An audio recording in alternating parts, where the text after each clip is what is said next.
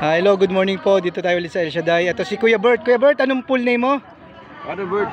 Brother Bert. Sagada. Brother, etong sasakyan mo, anong model to? Ano to? Hindi naman 175. Na anong model siya? Rusi 175. Rusi 175. Okay, malakas din to. So, ilang taon na tong motor mo? 2 years na to eh. So, 2 years, ilang buwan ka nang hindi nag-change oil? Hindi, ano lang,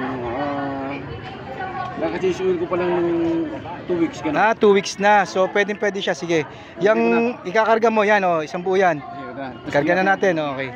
Yan, kinarga na ni Kuya Bert, ni Brother Bert.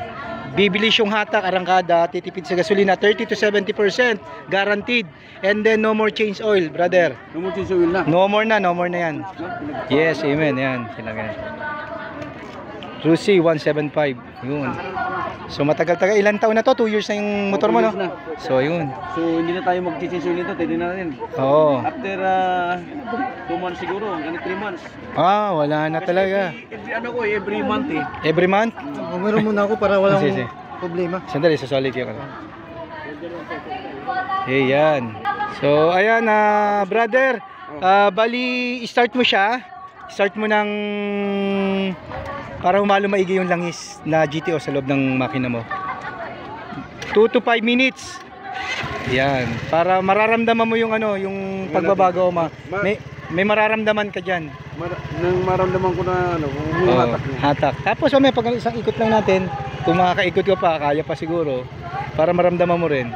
Hindi, kahit hindi na siguro. Yung training maramdaman ko na yun. Yan. Kasi gawa niya sa tayo. Oo. So yung mga tingnan natin. Nagkano ka dito? Nagkabili ka? Bisikleta meron. Wala nang change oil eh. Yeah, wala nang change oil si Brother Bert. Yan. Mararanasan niya ngayon. And then yung saan ka na uwi kaya Brother Bert? Ha? Taguig. So every week magkano ang mo? Gasolina mo nagagasos? Weekly. Kung every week, siguro mga nasa 1,000. 1,000 pesos?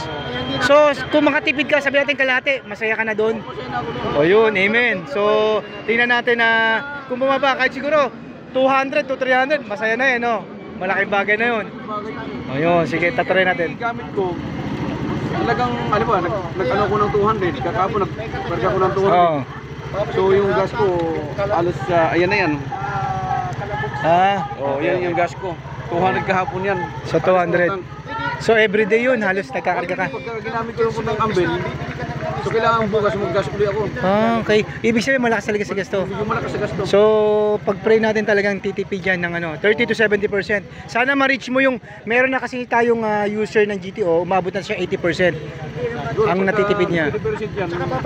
Mas marami akong kaibigan na may... Pwede po. Sige. Okay. I-try natin na i-revolution mo, kuya. Brother, mga, baka muna, mahina lang, para umalo lang maigi. Oo. Kaya nasa environment. Yan, sige. Yun ang trabaho niya. Ang lakas mo, ang lakas Lakas ng, kaya malakas ang gasolina. Ang lakas ng niya. Yan, 30 seconds. Yung maramdaman ko yung pagtumakbo. Kasi di tayo Okay, salamat. Brother Bert, thank you sa pagtitiwala sa GTO. Okay, God bless.